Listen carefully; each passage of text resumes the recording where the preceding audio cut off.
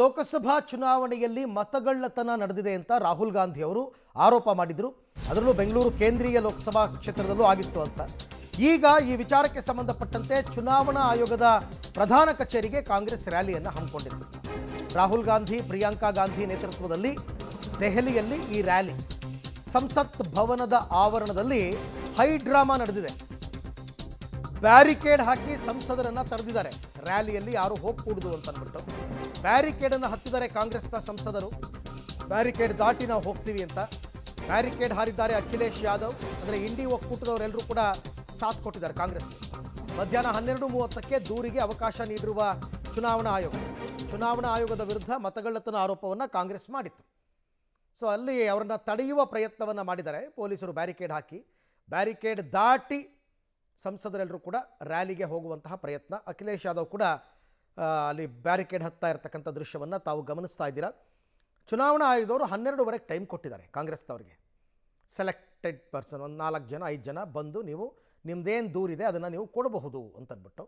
So ಹಾಗಾಗಿ ಈಗ ಅವರು ರ್ಯಾಲಿ ಹೊರಟಿರ್ತಕ್ಕಂಥದ್ದನ್ನು ಗಮನಿಸ್ತಾ ಇದ್ದೀರಾ ದೃಶ್ಯದಲ್ಲಿ.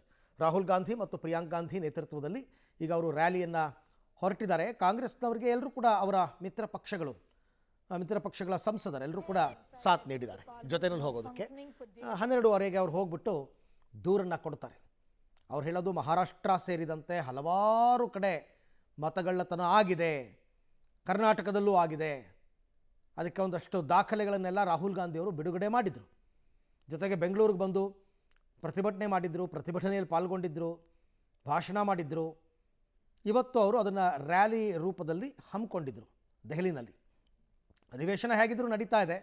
ಅದರ ಜೊತೆಗಿನ ಎಲ್ಲ ಸಂಸದರು ಕೂಡ ಭಾಗಿಯಾಗಿ ದೊಡ್ಡ ಮಟ್ಟದಲ್ಲಿ ಪ್ರೊಟೆಸ್ಟನ್ನು ಮಾಡ್ತಾ ಇದ್ದಾರೆ. ಈ ಬಗ್ಗೆ ಮತ್ತಷ್ಟು ಮಾಹಿತಿ ನನ್ನ ಕೊಲೀಗ್ ಶಬೀರ್ ಅವರಿಂದ ಪಡ್ಕೊಳ್ಳೋಣ. ಶಬೀರ್, ರ್ಯಾಲಿ ಹೊರಟ ಸಂದರ್ಭದಲ್ಲಿ ಏನು ನಡೀತು? ಪೊಲೀಸರು ಬ್ಯಾರಿಕೇಡ್ ಹಾಕಿದ್ದು ಯಾಕೆ? ಅಂದರೆ ಅವರಿಗೆಲ್ಲ ಅವಕಾಶ ಇರಲಿಲ್ವಾ? ಈಗ ಹೇಗಿದೆ ಪರಿಸ್ಥಿತಿ? ಅರವಿಂದ್, ನೋಡಿ, ಇನ್ನೂ ಕೂಡ ಪ್ರತಿಭಟನೆ ಮುಂದುವರೆದಿದೆ.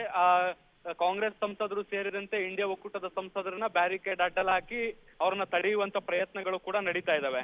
ಇವತ್ತು 12 ಗಂಟೆಗೆ ಕೇಂದ್ರ ಚುನಾವಣಾ ಆಯೋಗದ ಅಧಿಕಾರಿಗಳನ್ನ ಭೇಟಿ ಆಗ್ಲಿಕ್ಕೆ ಕಾಂಗ್ರೆಸ್ ಸಂಸದರು ಸಮಯವನ್ನ ತೆಗೆದುಕೊಂಡಿದ್ರು. ಸಮಯ ಕೂಡ ನಿಗದಿಯಾಗಿತ್ತು.